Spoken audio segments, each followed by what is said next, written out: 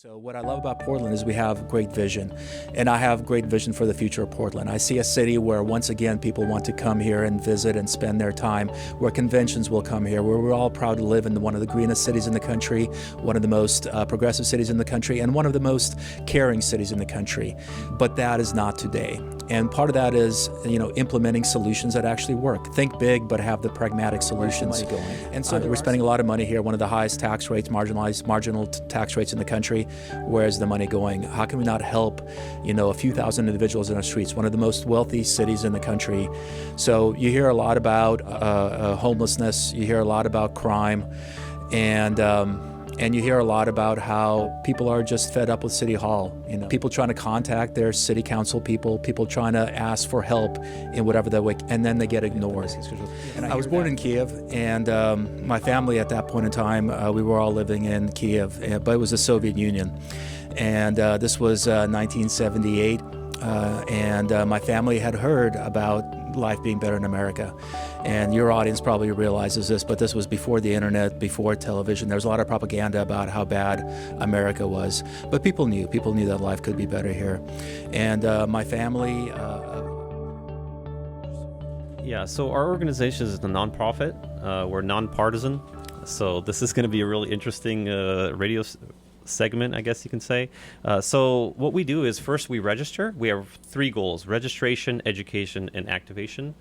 So we've been around for about 2 years. This is our second year. I think the first phase that we really tried to tackle in the first 2 years was just registrations. We realized that a lot of the Slavic community was not registered. We were looking at possibly like 18% having registered, and out of the 18, probably like 4% was voting. Very low voting record. I think within the last 2 years, we raised enough awareness to where people are actually getting ballots now, because by the amount of questions that we're receiving, we can see that the interest is up. People are looking to get educated. And I think there's third step, which we kind of attempted at last elections, was activation. We had a couple candidates that did run for some positions. Some did win, but not locally here. I know in Seattle area they did. So, and I think today's radio station is going to actually probably touch up more on the activation part. Absolutely. And maybe education too. Thank you, Yaroslav. Thank you, Yaroslav. Well, Vadim, thank you for being here. We're excited to have you. I've seen you out on Instagram and Facebook announce, and I was really interested to meet you for a while now.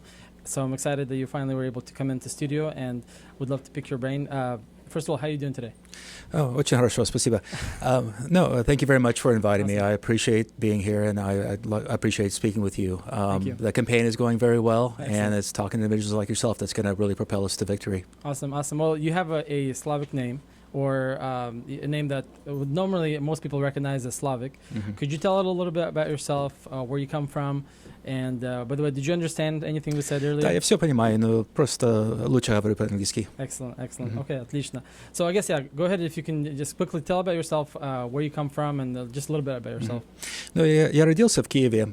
Я по-английски скажу. Yes. I was born in Kiev, and my family at that point in time, we were all living in Kiev, but it was the Soviet Union. And this was 1978. And my family had heard about life being better in America. And your audience probably realizes this, but this was before the internet, before television. There was a lot of propaganda about how bad America was. But people knew that life could be better here. And my family applied to leave and to go to, at that point in time, because they were of the Jewish faith, you could only go to Israel. They honestly didn't have any intention to go to Israel, so we were able to leave Russia. And this is how much anti-Semitism there was at that point in time. You were allowed to leave, but you had to give up your citizenship. You weren't allowed to come back and visit your relatives. It was really a one-way ticket. You weren't allowed to exchange your money into dollars or any other kind of currency, just a very small amount of money that you could take with you, and only a few possessions. So my father, who was an avid photographer, took his camera with him. We had a few suitcases, and that was it. I didn't really understand what was going on back then so much, but we went from Kiev, then we went to Austria, and then from Austria we were told to go to Italy. We spent several months in Italy waiting for permission to go to America. living in an apartment with several families. My father sold off his camera to be able to pay for our day-to-day living expenses. And finally, we got permission to come to the United States. We arrived. None of us knew any English, just a couple of words from my father, and that's it. I started school not knowing any English, started first grade right away. At this point, it was 1979. And and life was difficult for a while. It was a true immigrant story. We tried to learn English as quickly as possible. My father was an engineer, took random jobs, working as a coat checker, working whatever he could find. Our first TV was a television that somebody else had thrown away, and my father was able to repair. My first toy was a similar thing. Somebody had thrown away one of those vibrating electric football games. I don't know if you remember those. It's quite a long time ago. I don't know anything about football, but it was a game, and they fixed it, and it was vibrating, and it did something. So that was the first thing. And so life was hard, but... My understanding, you immigrated in 1979, is that 1979. correct? And then was it directly to Portland or some other state? No, thank you for reminding me. This was to Erie, Pennsylvania. Okay, yeah. Unfortunately, it was so cold in Erie, my parents decided to move away. Coming from the Ukraine, it was surprising. But in Texas at that point in time, they had the oil boom, so there was a large calling for engineers over there, better jobs. And my family moved around quite a bit for jobs and so forth, so we moved to Texas. I'm a product of public schools, product of public universities, and like many immigrants, I was given two choices. I could be a lawyer, or I can be a lawyer or a doctor, that is. Right, and then I could also be an engineer if one of those two didn't work out. So I decided to be a lawyer, and I went to law school, awesome. Public law school in Texas. I clerked for several judges, worked at a law firm in Texas, and then worked for the U.S. government. So currently I work as an administrative judge for the U.S. government for the Social Security Administration. And, it's very much the quintessential success story for immigrants. Work hard, study hard, do the best you can, fit in as much as possible, which explains my English, and try to integrate in society and succeed. And we did that. And so I'm very proud of all the hardships that we experienced, because it really gave me insight on what it's like to actually, be concerned about day-to-day life and jobs, and also a perspective on how lucky I am to be able to be here and talk with you all and run for office and all these things that are happening in my life right now. Right, that's awesome. Well, when I originally saw your job title, I guess, you said administrative law judge. What exactly is that, I guess? So the U.S. government has all kinds of different judges. There's district judges, and they may do some criminal trials, some civil trials. There's bankruptcy judges, and there's also administrative judges, and they work for federal agencies. So whether it's Social Security Administration or the Patent Office, they all have different judges, and if someone gets denied a benefit, you can appeal that, and at some point in time have a hearing with lawyers and experts and those sort of things, and that's what I do for Social Security. Interesting. Thank you. Yeah, very interesting, because my parents are actually aging right now. Well, they're in that process where retirement and then Social Security, and interesting position. I think the reason Dima is asking all these questions is because we have a couple aspiring lawyers too in the Russian community, and we always kind of probe and realize that lawyers, they do everything. I mean, there's like legal stuff, and just in general, it's a pretty broad a good education field, very broad field too. Yeah, you can get very specific. Right. Yeah, it's definitely something that is less often seen in the Slavic community, but I think that's something becoming more and more common to see. So I think that's going to be a great benefit to the Slavic community, and just going to give us more representation in that field as well. Mm-hmm. Yeah, the skills are very transferable. You can obviously practice as a lawyer, but learning how to think about how different systems work and how things fit together, how to make an argument, how to discuss certain subjects, that's what you learn in law school. It's not so much the actual law, but it's how to think in a logical way and present your arguments, and that transfers to, obviously government, transfers to all kinds of occupations, and I think it's a benefit to a lot of people if they do it. Did your parents live through the World War II, I'm guessing? No, well, they were born right after World War II. My grandparents did. So, it's one of those stories that I have learned from my mother about the difficulties it was from people returning from war. My mother's relatives had farms, and under Stalin, those farms were taken away. There was a lot of starvation in that area because the food was taken away to feed Russia and other places as well. That area, as you know all too well, has had just drama and a lot of hard times, and everybody hopes for a better future, and maybe one day it will. Right now they're having their own problems and still hoping for a better future. Do you follow at all the things that are still going on in Ukraine? I have pretty closely. Okay. Yeah. I don't think we want to go that route. We were just speaking about that in the entryway over there. Yeah, we try to stick with just politics. So my question is, by the way, your path to the U.S. is very similar to how we did it, except we came in '89, probably like 10 years almost after you did. Also for partially like religious persecution, because people weren't able to practice, in our area. It was Christianity. You said Judaism in your case. What kind of stories did your parents tell you of like what happened on a daily basis? I think as the generations move on, and especially here locally, not a lot of grandparents pass on what happened. Like, for example, Dimitri's grandpa was in jail because he went to a church service for like, what was the time limit? Like 10 years or 5 years, something really ridiculous. And people don't realize that. What were some of the really short stories that your parents told you of like some kind of persecution that prompted you even to move to the U.S.? Yeah, very similar stories like that. One of my relatives had a farm, and the people in that area wanted to take over that farm. They told the police that he was an instigator, and he was sent off to a work camp. Then his wife, was still there. She went to be closer to where he was. He lost the farm. He ended up dying in the work camp. And it really obviously traumatized that whole family. More recently, even when I was a child, I remember my parents telling me when I was young, and I didn't understand this back then, but now I do, not to tell my dentist about either my faith or that we were leaving the country to move to the United States, because they were afraid my dentist would treat me poorly in the office if he knew about it.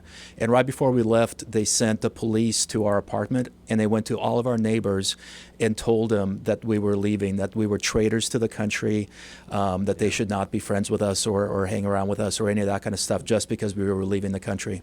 Right. Yeah. Wow. Well, I don't know if I missed. When did your family move to the Portland area? So that was about 8 years ago.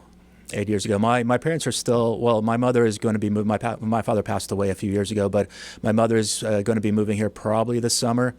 From Pennsylvania? From Houston, Texas, right now. Okay. Mm-hmm, So you moved from Pennsylvania to Texas, and then that's where you studied, and then 8 years ago you moved here. Right. Awesome. Mm-hmm. You said Dallas, Texas? Houston, Texas. Houston, Texas. Mm-hmm. Awesome. Yeah. And I grew up in a family that moved around a lot, which means I moved around a lot. Right. So I've lived in New Orleans, I've lived in Washington, D.C., I've lived in Southern California, but I came here to the Portland area and fell in love with the area. The people here are really great, and the nature and the restaurants. How many Russian delis are here? Like about 3 and pretty close to here? At least. That's. I think in my count it's at least 10 just in Portland. Okay. And there's another probably 10 in the Vancouver area. Yeah, I go to Romans, and then the Russian Elegance, I think, is the other one that's pretty close to there. Yeah, I think Romans is one of the first ones. Mm-hmm. One of the original ones. Yeah, in Houston, I don't think there's one. Really? Mm-hmm. Interesting. So, having been here for 8 years in Portland, you've seen the good and the bad, right? Yeah. As far as what's been happening in the past 2 years, you would say, versus what was it like before. Why politics and why now, specifically in this time and day? So as I was saying, I moved to Portland and really fell in love with it. I said I was done with moving around. I bought a house here. I settled down. And part of that was putting down roots. So I joined some civic organizations here. Being a judge that deals a lot with disability issues, one of the first committees that I was appointed to by City Council was the Portland Commission on Disability. And then over time, I was appointed to, for instance, right now, the Charter Commission. We're looking into how to reform the form of government here in Portland to better the representation for people. I've been on the Citizen Review Committee, which hears complaints against the Police Bureau, on the Portland Committee on Community Engaged Policing, which is community engagement. And so I started joining these committees, And also in my private life, I was invited to be a board member for IRCO, the Immigrant and Refugee Community Organization. So you've heard of them. Yeah. So helping with their Slavic and Eastern European Center is very important to me. And You're still on the board? yes, I'm still on the board. Awesome. And then also, I was the past president of the Public Safety Action Coalition, and I'm still on their board. I was the past president. And in these organizations, part of it is going to city council and trying to elevate the voices of people. And people would come and they would have difficulties, whatever that might be, whether it's disability, immigration, or public safety, or any of a number of things. And they had common sense solutions. They came and said, if only this were to get done, my life would be better, my business would be better, my community would be better. And time again, I saw how difficult it was to get that done. And certainly in the last couple of years, it's been very difficult in central Portland and really in all of Portland, and not just because of COVID, but because of how dysfunctional our government is.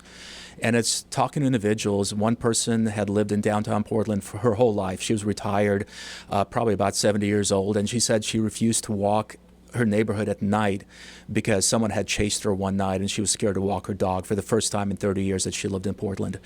Another individual said that he broke his lease on an architecture business that he had, paid $100,000 to break his lease because he couldn't he couldn't tell his employees that they could be safe. So he moved away from Old Town to Lake Oswego. And you hear these kind of stories of people struggling, of people having difficult times, and then you see that city council really doesn't do anything to address it. Whether it's the homeless crisis or public safety or any of these issues that are affecting a lot of individuals. And people keep asking, well, what's the change? How do we get things done? And, I try to help as much as I can, and we had a few successes. But at the same time, I realized, talking to individuals that have been active in Portland politics before, that the only way to really make that lasting change is to run for office. Right, that's awesome. I know that something like we talked about before. It's an interesting process. We encourage the Slavic community to also run for local office. So, how did you find the process difficult or simpler than you originally thought? So I'll say this: for anybody that wants to run for office, do it. You get to meet a lot of nice people, a lot of people that are very interested in improving Portland. I was actually surprised by how many people are out there that invigorated me to run for office because they were out there actually making those changes. They're just looking for people to help and for a plan. It's great. You have to build a good team around you. So I have a good team of advisors. I have a wonderful manager, campaign manager, actually 2 co-campaign managers, and they know what they're doing really, really well. So the team is very important. But once you get your name out there, once you're talking to people and you're making the phone calls and you're knocking on doors, if that's going to happen ever again, and you're out there talking to the neighborhood associations, talking to whoever invites you, having coffees individually, having Zoom meetings with 30, 40 people at a time, whatever it takes. It really is a very special process so far, and I hope I can help those individuals down the road. For sure. So for those novices like me here, the position is City Council Position 3. Yes. What is the significance of this? Does the 3 mean anything? Or is this just, because I know some positions they're kind of cycled through, so it can be like a 5-year term or something like that. What is the significance of that specific position and why? Portland has a very unique form of government. It's the only large city that still has a commissioner form of government.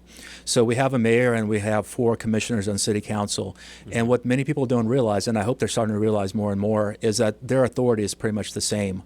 We have 4 mayors, in other words? We basically have 5 mayors. 5 mayors. Yeah. Wow. The only difference between the mayor and the rest of the commissioners is the mayor gets to propose the budget. They all have to vote on the budget, but he can propose the budget. Currently, it's a he. And the mayor can assign which commissioners are in charge of the bureaus. And that's the unique form of our government. We don't have a city manager. We don't have a bureaucrat that's in charge of all the bureaus. The commissioners are in charge of the individual bureaus. And so Commissioner number 3 is one of the 4 commissioners. Right now it's held by Joanne Hardesty. And I just feel that she's taking Portland in the wrong direction. But she's also in charge of PBOT. So when you see trash on the streets, when you see RVs that are parked illegally, that is PBOT. She's in charge of civic life. So when you see the graffiti on the streets and the graffiti is not being cleaned up, that's civic life. They have the funding to award contracts for cleaning up graffiti. When you go to your neighborhood association and people say, I'm not being heard, we have difficulties, but the city is not listening, that's civic life. They're supposed to get the neighborhood associations involved. So each commissioner has a lot of authority right now for both good and bad. Right, and so I know that so PBOT is one of the things. Is crime or the police department, is that also in charge? Is she in charge of that? She wishes she was. So the mayor can assign the bureaus, and the mayor has historically kept the police bureau within his or her portfolio. So our mayor is also the police commissioner. Okay. In the past, Joanne has asked to be police commissioner. She's demanded that, but I don't think the police would like that all that much. Right. And I think for those who don't know, Ted Wheeler is the current mayor. That's correct. Of Portland. Yeah. So this current structure, is it an issue with the structure, the way everything is structured, or is it, because I mean, from what you're describing, there's people ending up being ahead of commissions that might not even specialize in that specific area, or they're having to control like large groups of people when maybe they didn't have any like business experience or any kind of company experience. Like what's the downfall of this specific structure? And then what would you do in this case? What would be the plan to fix that specific issue? That's an excellent question.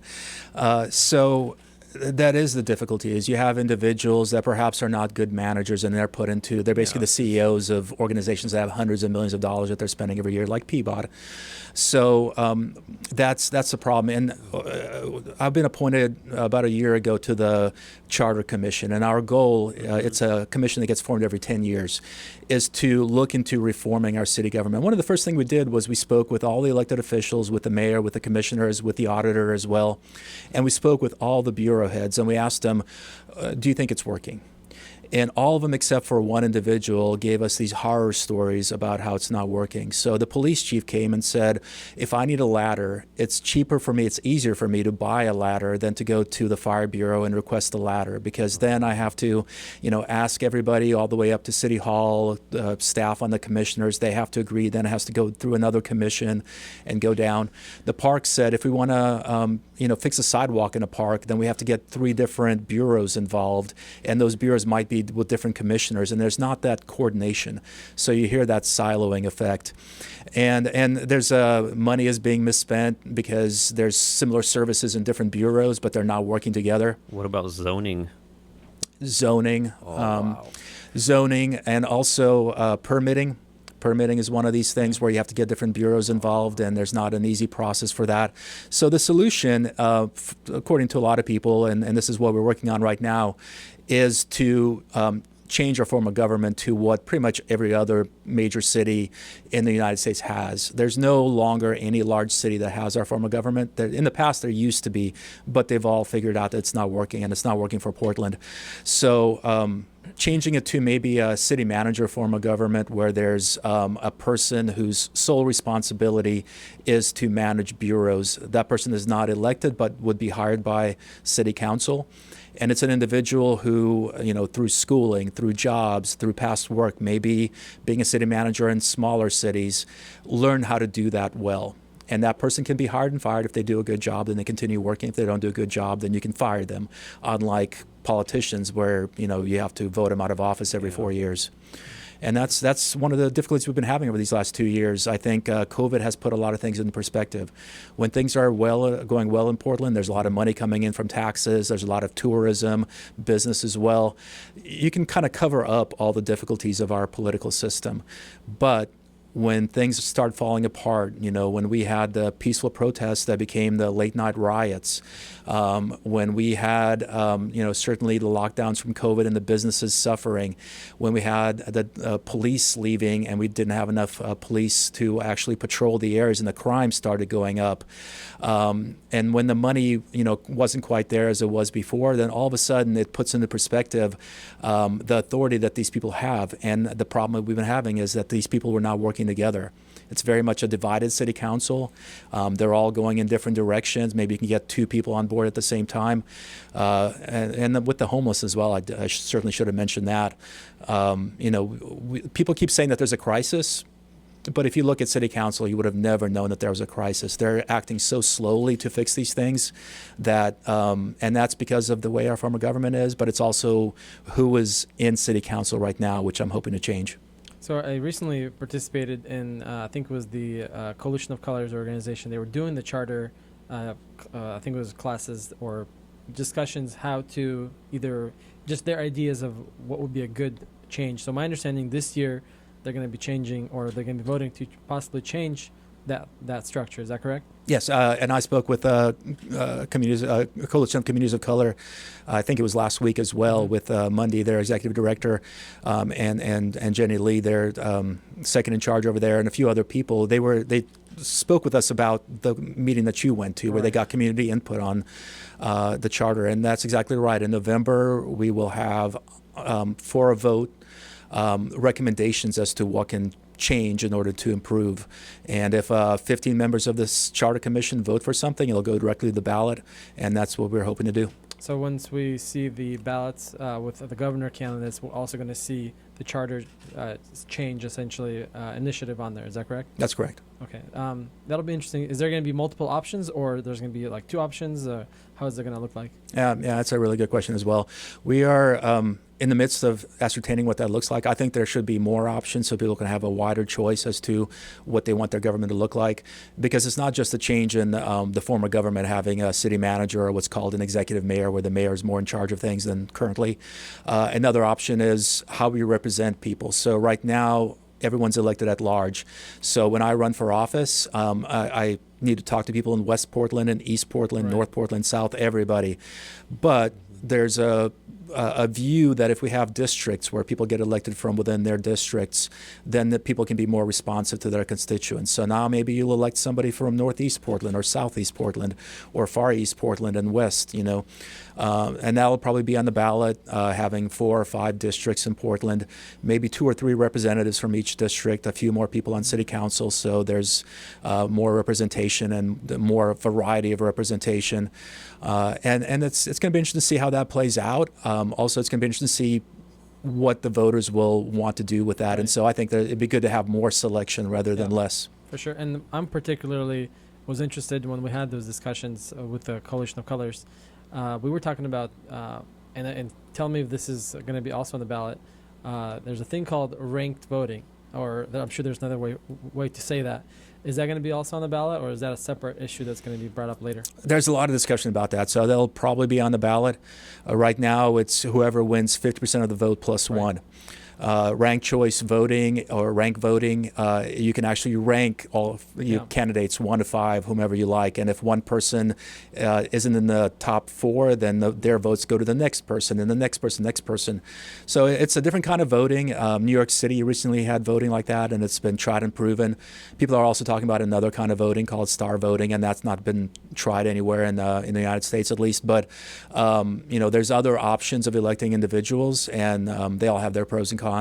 Yeah, I know that in the primaries, not a lot of people vote at all, just by the statistics. And I know Alaska, I believe, is the only state, or one of the only states that have the entire state switch to ranked voting. Is that correct? Oh, I'm not even sure about that, but that sounds, That's what I heard, and I see a lot of positive things about that compared to what we have now. Mm-hmm. Yeah. So I'll be definitely interested to vote for something like that. Okay. And that's a recommendation we got from the Coalition of Communities of Color as well. Yeah, I think majority was interested in seeing that. And I can't tell why would somebody be against it, unless you have if you heard any. Yeah, I mean, we've talked to a lot of people about this, and I've done my own research. So there's maybe a couple of benefits of the current system. One, it's pretty easy. Okay, so you go in there, you like an individual, you vote for that individual, you're done. You don't have to rank people. You don't have to know the platforms of at least 5 people. And, sometime in the last election cycle, I think for the election that Dan Ryan won, there were about 20 people running. Yeah. So to educate yourself on 20 people and be able to vote, is pretty difficult. And so people like having that primary because as I said, you only vote for one person, but also after that primary, it winnows it down to two people, and you can be more informed about their platforms. You understand really well what those two people stand for versus very little about what 20 people stand for. But that's really the only argument for it, as far as I can tell. Yeah, but we're seeing people having to like vote cross-platform. I mean, I know for Portland, like the Republican is not going to go anywhere. So you're having to look either on the Democrat side, see who matches up with your values. So I think this whole two-party system, I don't know if it's going to go away anytime soon, but people are more voting on values. Like there could be people on both sides that represent more of what you believe in, and you would actually vote for them. So I think ranked voting that's a great idea. Yeah. I think most people are for ranked voting. Yeah. So my question to you is you kind of explained the boundaries of what city council position would require of you, or I guess what you're able to do. What do you see like your first week or your first month in that position? What would you be doing? Like, for anybody that's looking to run in for a city council position? Okay. What's that like? We have to tackle the big. So I'll answer that in two ways. Mm-hmm. One is we have to tackle the big issues here in Portland. Okay, we can't even pick up the trash adequately, right? But we certainly are doing a disservice to people living in our streets and the communities in which they house. I mean, it is a humanitarian crisis all around. Every day when I talk to people, I hear stories about not only the difficulties people in the streets are experiencing, but people who have been victimized as a result of that. And we need to make sure that people get the help that they need, but also that we do it in a way that actually works. Right now, what we're doing is not working. We're spending a lot of money. So part of that is getting together with the other people in City Council, and I'm already working with 3 individuals in City Council right now in my various capacities. So that's something right away we can get together and be able to solve in an adequate way rather than divisiveness. It'll be more inclusive. And then, of course, the crime and the gun violence, the shootings. The shootings in East Portland have increased in the last couple of years 250%. So the shootings resulting in injuries. I'm not talking about death, which is the highest in the history of Portland, but the shooting injuries. In North Portland, it's increased 400%.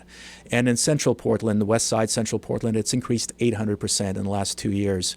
The crime figures are staggering, and so we need to work together. And what I'm bringing to the table is that ability to work together, because that's what I've been doing the last few years. I already know these individuals. We already worked on other projects together, and we'll be able to build that coalition that's needed.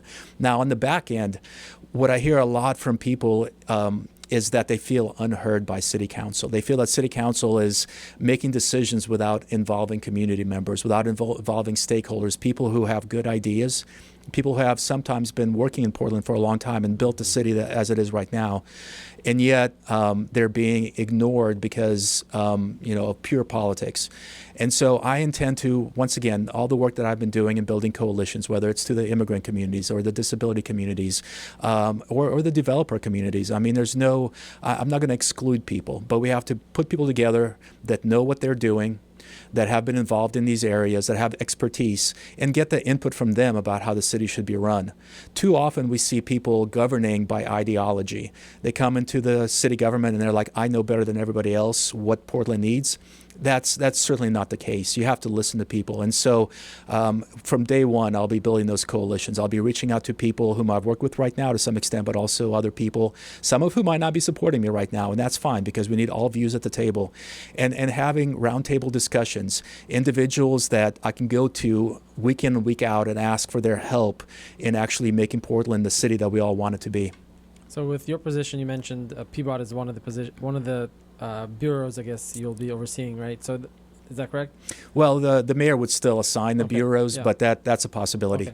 Okay. So in your position, what are some of the obstacles do you think that you could face when you try to tackle a certain issue that you're particularly interested in?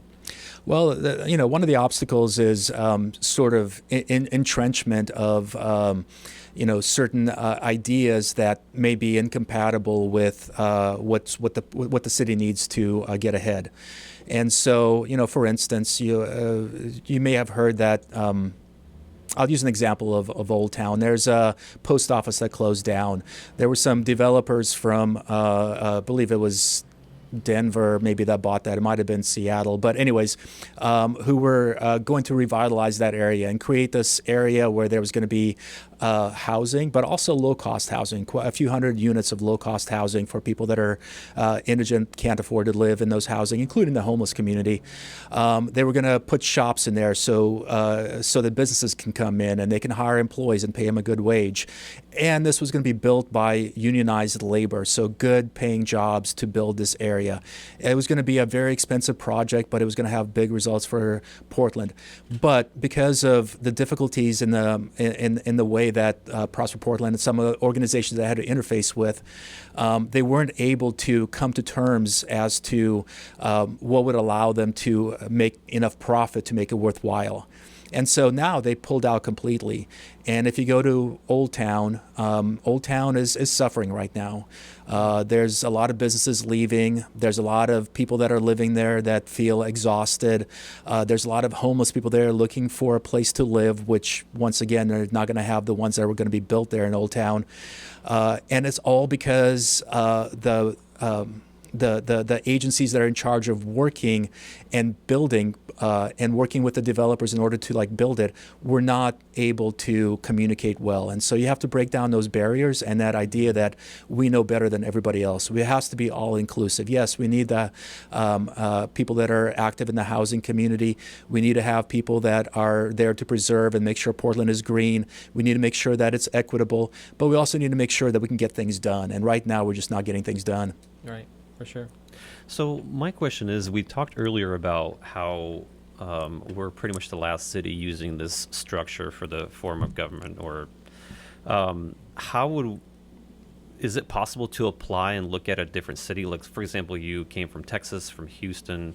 How are they tackling this issue? I think reinventing the wheel is a lot harder than just looking at a place where it works.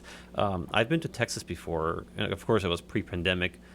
And there was no homeless situation there at all. We were in downtown, nothing, not one person that we saw. And we were there pretty late at night.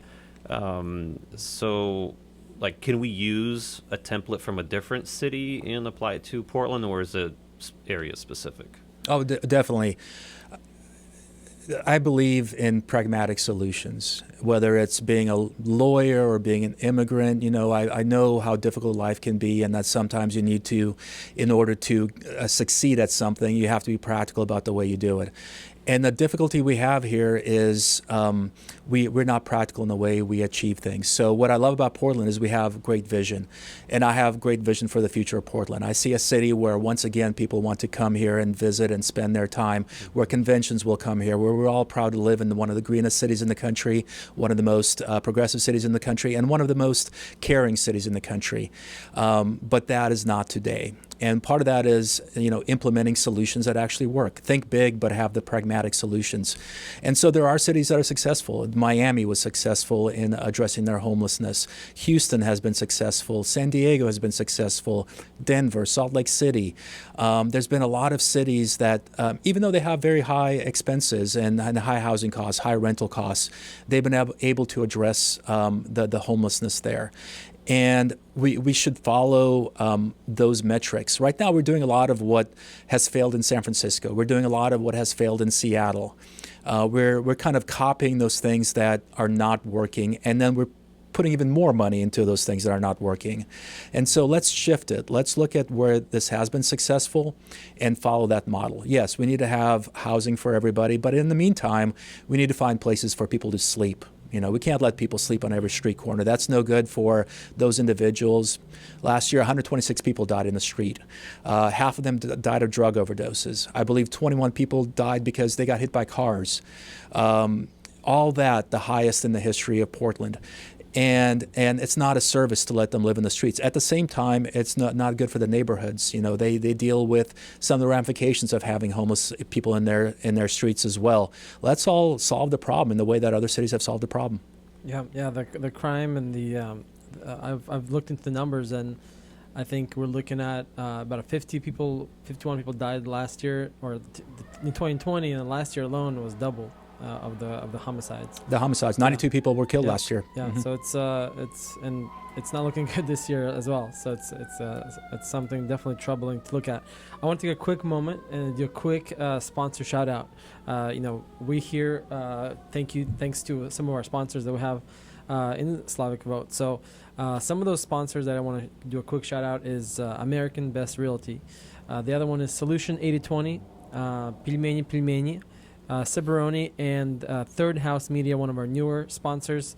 And with those sponsors that we have the ability to be here, to have these programs, to go out there and register people to vote, go out there and have material to give out to the community and educate them and have them be more educated voters. So because of these sponsors and many others, we are able to be here today and do the work that we do. So thank you to those companies. And if you're hearing these names and you like to support them, you can always do that. Again, you can always find these sponsors on our website. You can just scroll down to our sponsors or check one of the tabs and do support these businesses because they're doing some great work and they're supporting great causes as well. So, and if you're also interested to become one of the sponsors of Slavic Vote, we're always looking for great companies, specifically Slavic businesses. You can reach out to one of us. You can call me directly, 971-244-2228, and we'll be happy to sit down and see how best we can utilize those resources to advance our mission and to advance the work that we do. So thanks again to all the sponsors, and we look forward to more of these programs thanks to them as well. So you mentioned some of the issues that Portland are causing, or Portland has. You go out there and you speak to a lot of people. You listen to a lot of people. What are some of the most common issues that people out there talk about? Yeah, I mean, it's the very issues we covered here. I know people are still concerned about the high cost of living and having good jobs and paying for housing. That is still in the background, but invariably the conversations are about public safety. Invariably, people tell me stories about how they've been in personal contact with someone that has threatened them, or their family has been assaulted by somebody, or their businesses have been hurt by people.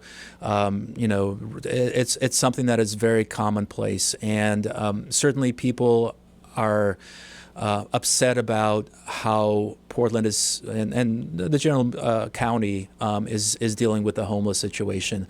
They realize now, if they hadn't before, but how much money is being spent. I think people's taxes went up recently, especially housing taxes, and then where's the money going? We're spending a lot of money here, one of the highest tax rates, marginal tax rates in the country.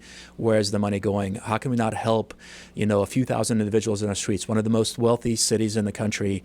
So you hear a lot about homelessness. You hear a lot about crime, and you hear a lot about how people are just fed up with City Hall. A lot of stories I hear now are about people trying to contact their city council people trying to ask for help in whatever that way, and then they get ignored.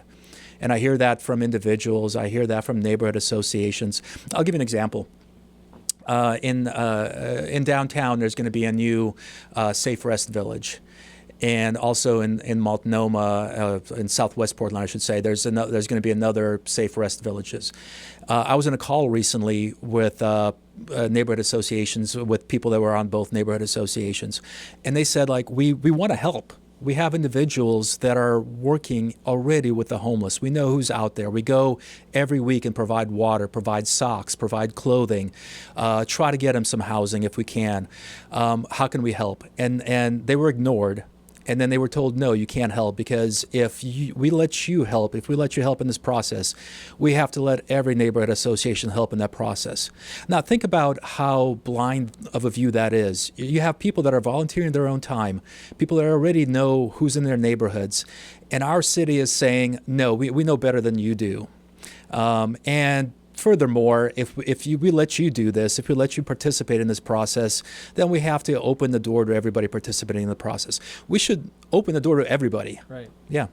Well, that was my next question is, this is, I don't know, I don't want to put you on a spot, but as a city council, are cities able to, it sounds like these are nonprofit organizations or individual people that are trying to help out, right?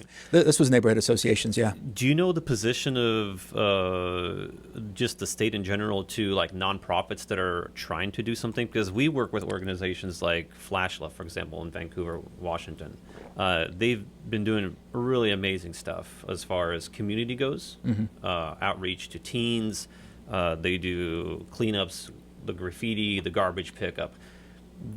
And they're not getting any kind of funding. Not that they're asking funding specifically from the state, but they're just seeing the issues. For example, in order for a juvenile to be put into detention, I think the cost daily was like almost $400+ a day that taxpayers are having to pay for this teen that could have been doing something else, sitting in juvenile.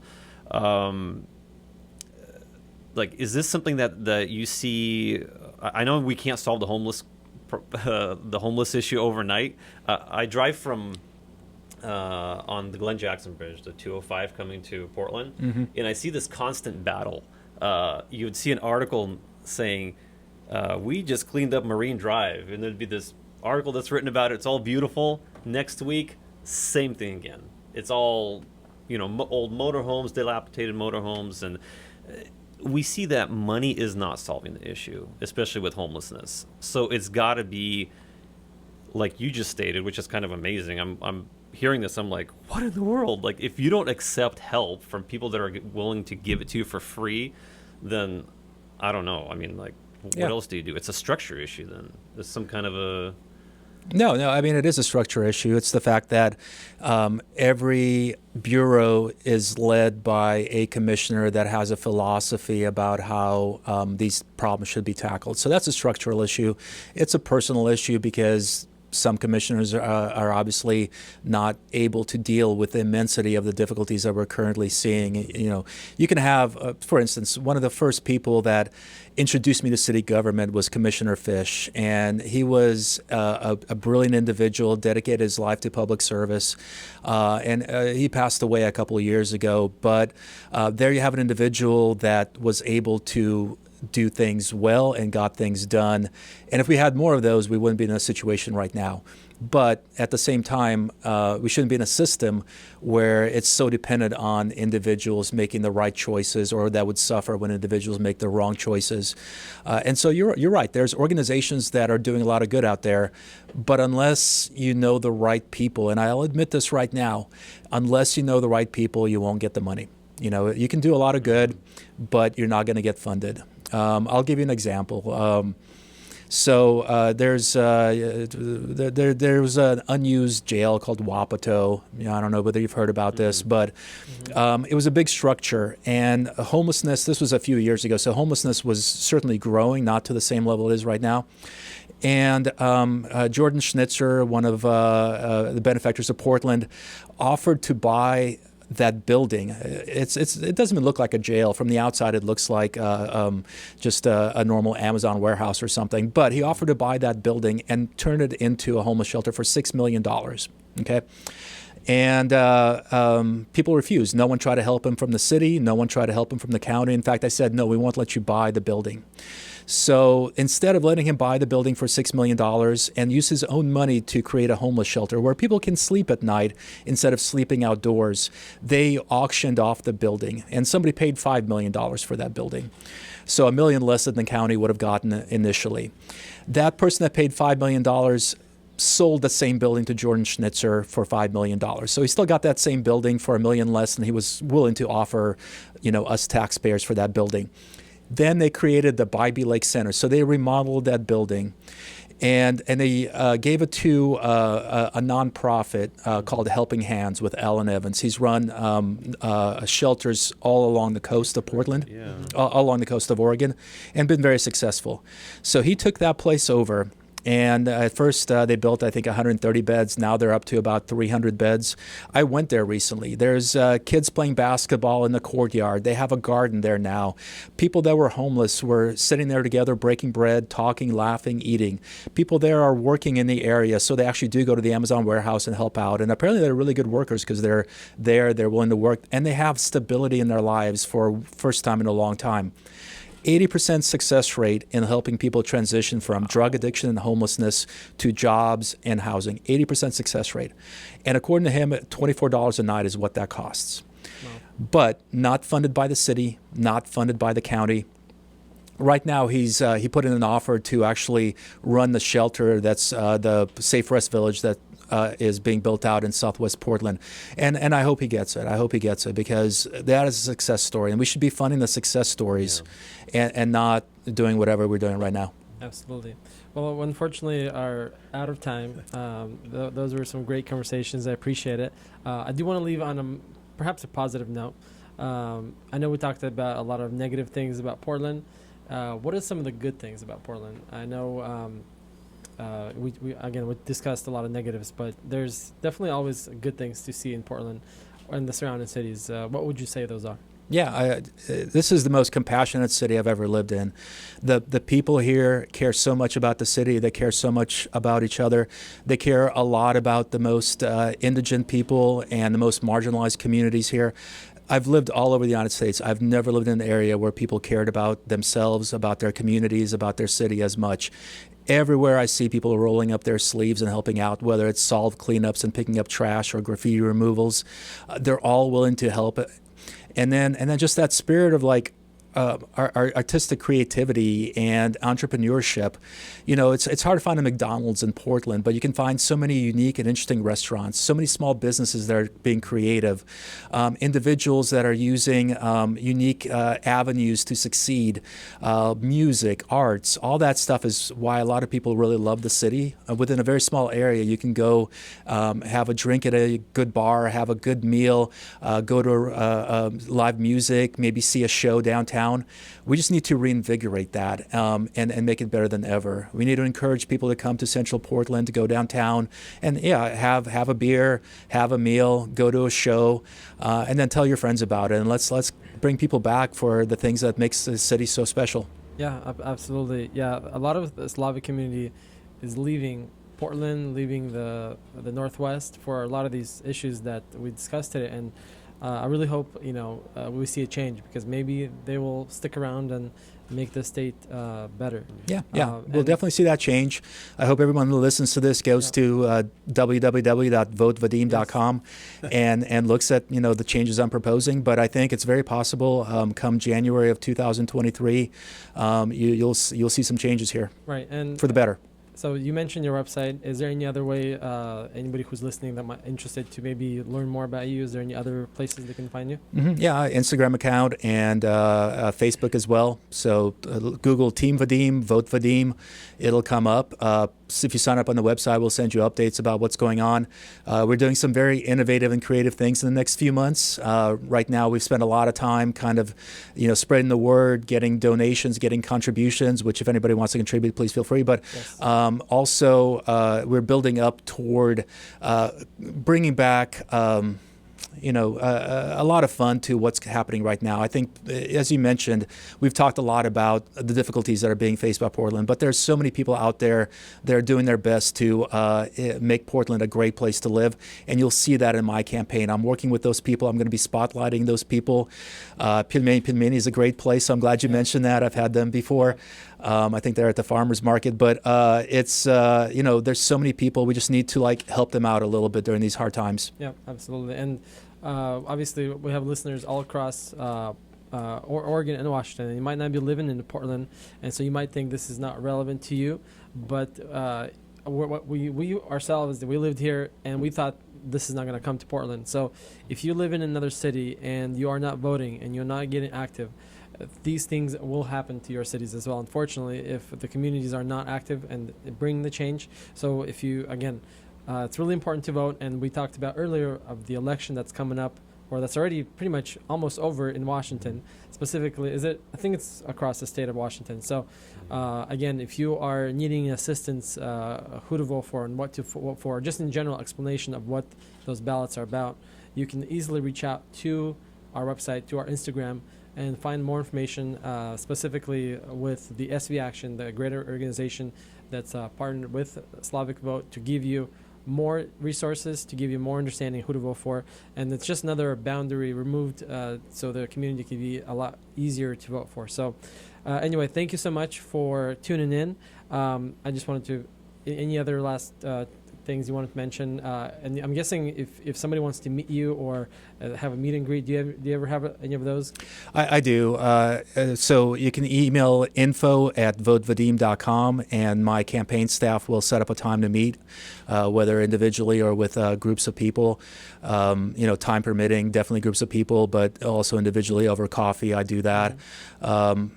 But get involved, as was said. When I was an immigrant and my family grew up, they just wanted me to fit in as much as possible. Don't be noticed, don't be heard, and now I see that there's a better way. Go out there, be heard, have your voice heard, and be represented out there. I think the Slavic community, Eastern European community, gets taken for granted a lot, and we're a very large community, and we need to be represented. Absolutely, Eric. Any last thoughts? I think that was well said. Sounds good. Well, I did want to also, there's one last question that I just wanted to bring up. The Slavic community here, they've been here majority of 20, 30 years. You've been here for a lot longer. And I think some of there's this battle, I guess, right now of trying to blend in and trying to just become more of what this community is about. Do you recommend to preserve our culture, or just to kind of I'm forgetting the word that there is. Assimilate, yeah. Do you recommend assimilating into, or do you recommend preserving our culture and staying to what we believe in? Yeah, that's the easiest question I've had all day today. So definitely preserve the culture. I'm saddened that my Russian is not as good as it used to be, that I can't speak as well, but I still try to preserve the culture, whether it's with Urko and the Slavic Center over there, the Russian festival, the Slavic festival that happens on the east side, or the Old New Year. I go every year when COVID is not around, at least, to the Star Theater, listen to Chervona. I make a Russian meal at home. I cook my own borscht. And it's all to remember what that is. It feels like home, So how often do you speak Russian in general? You were speaking to me Russian a few minutes right, ago. Today counts. But like in general, a few times a year, how often do you find yourself speaking? No, I speak to my mom almost daily. Unfortunately, she speaks more Russian than I do to me at times. But no, я понимаю очень хорошо. Я говорю так себе, но я понимаю. Просто нужно больше друзей. Ну да, и политические термины очень трудно по-русски говорить. Если вы русское радио не слушаете, то это... Yes. That's awesome. That's awesome. Well, thank you very much. I'm saddened that our program is over, but perhaps we'll have you come back sometimes in the future and to speak a little bit more about. It's been a pleasure. Thank you very much for hosting me. It's been a true pleasure. Awesome. Thank you. And again, if you're tuning in, if you are not subscribed yet to our YouTube channel, do subscribe. It helps us quite a bit to just get our word out there more, and grow our audience and grow our influence in the Slavic community. So if you are not yet subscribed, do that. Again, we also have social media. Don't forget to follow us on Facebook, on Instagram. And if you like to learn more about what we're doing in the next future, where we're at next month, and just going forward, you can also find a newsletter subscription where you can subscribe to our newsletter, and we'll be able to keep you updated on our next registration drive, on our next event that we're doing. And we got a lot of plans this year. So thank you very much again for tuning in. Thank you, Yaroslav, for being here. Vadim, thank you for finding time to be here. We really appreciate it. And we look forward to our next program next week. And you're listening to Slavic Family Radio. Выборы, кандидаты, стремления. Новая программа Slavic Vote Live. Каждую неделю в прямом эфире. Slavic Vote Live.